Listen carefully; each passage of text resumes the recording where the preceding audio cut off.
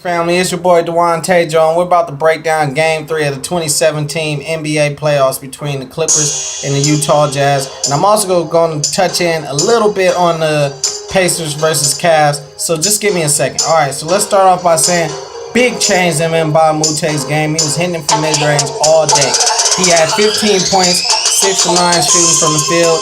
He went 50% from 3, but that's good because he helped us out with 6 rebounds. Now, we won because we had 41 rebounds in total, and the Utah Jazz only had 27 rebounds in total. We're going to get into that. Now, let's talk Blake Griffin. He's injured. Let's hope he comes back Game 4. I really don't see a reason for him not to come back Game 4. They say he got a bruised toe, so it may be the big one or something. So he played 18 minutes. He got 11 points. He had 6 rebounds. He hit us a 3. You know, he went 5 of 9 shooting. So if he was still in this game, we would have easily won it. It would have went down to the wire.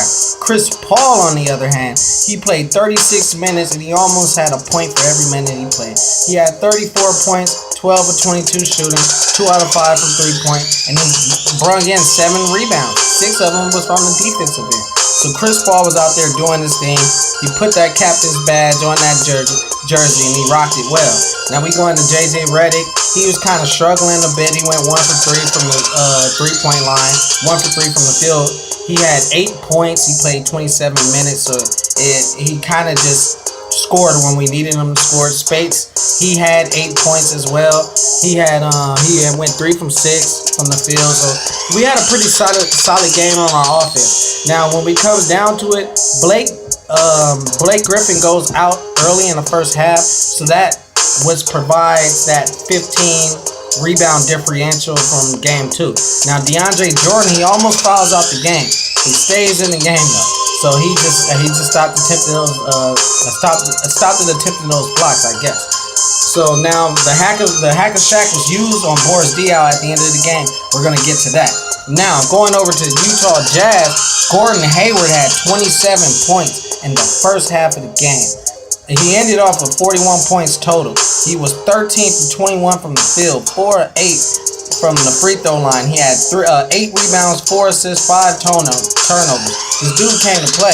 The only thing was, no one else showed up to play with him.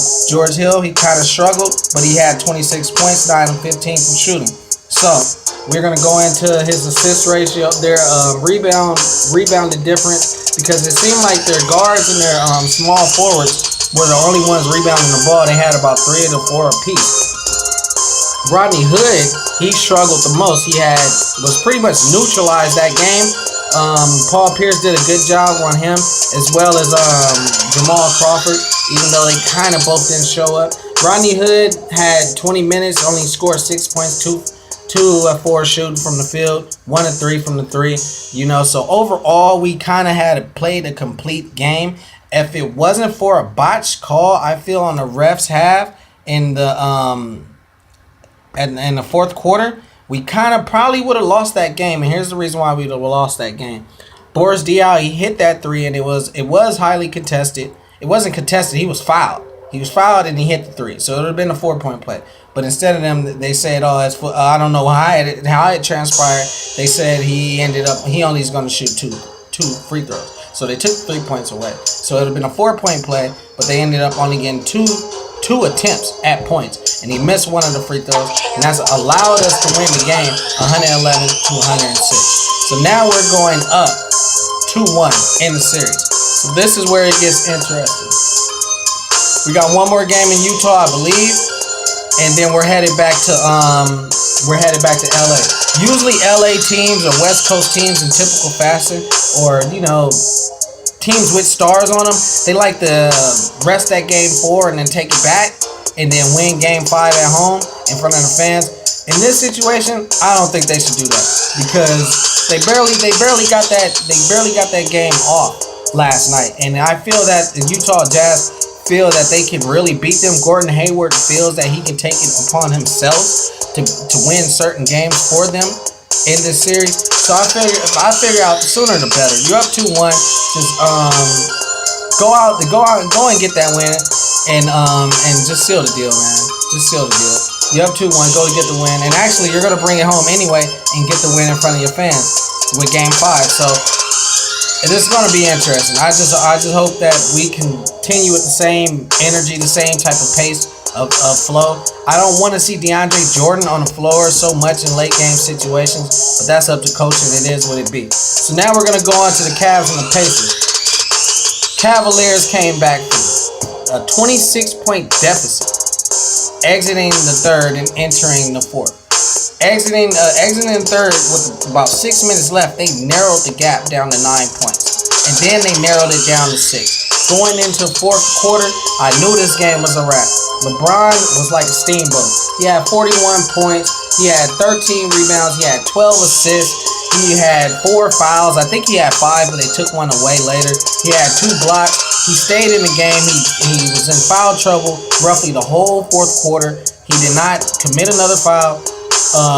Darren Williams, J.R. Smith, Kevin Love, and Channing Frye each had 13 points apiece. They were doing their thing.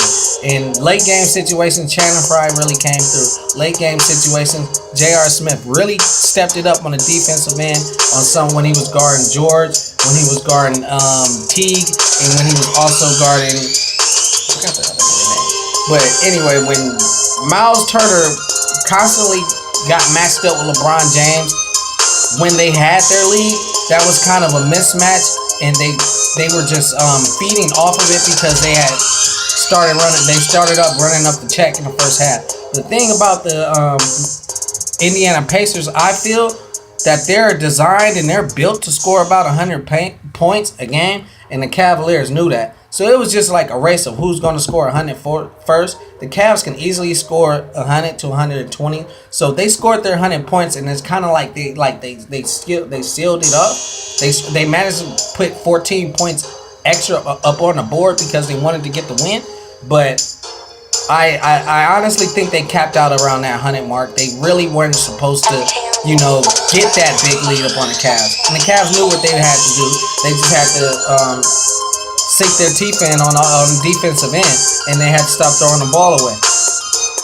Once LeBron James took control of the game, it was a wrap. Kyrie Irving was the only reason why I feel we were down by so much, because he weren't in. I don't think he played the second half. I don't know what's going on there.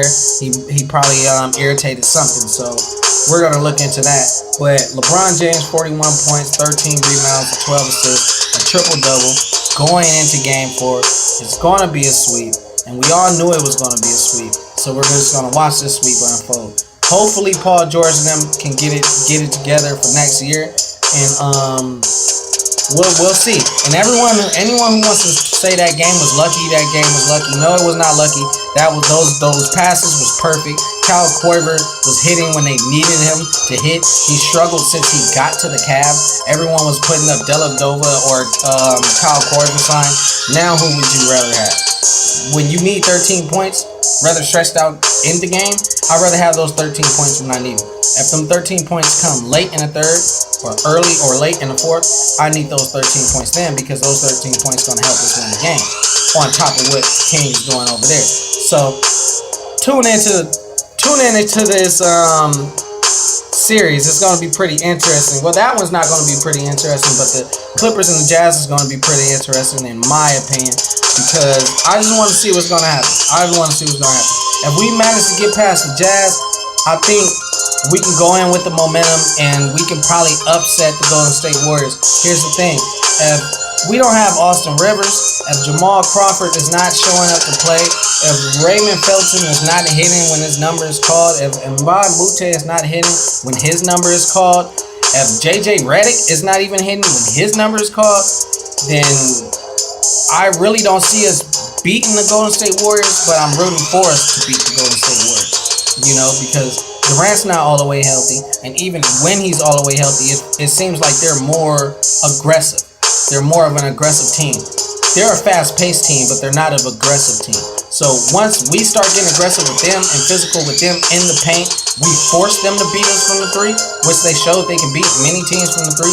But if we play hard defense with them and don't allow them in the paint, that's eventually going to wear and tear on them, because they have to run back and forth up and down the court, and they have to play defense just like we do. So those shots are not going to be falling down all the times as the legs start to get tired, you know. And then we got Chris Paul on the defensive end. So along with Chris Paul and DeAndre Jordan and a little bit of Blake Griffin, I'm not too confident in him when it comes to defense.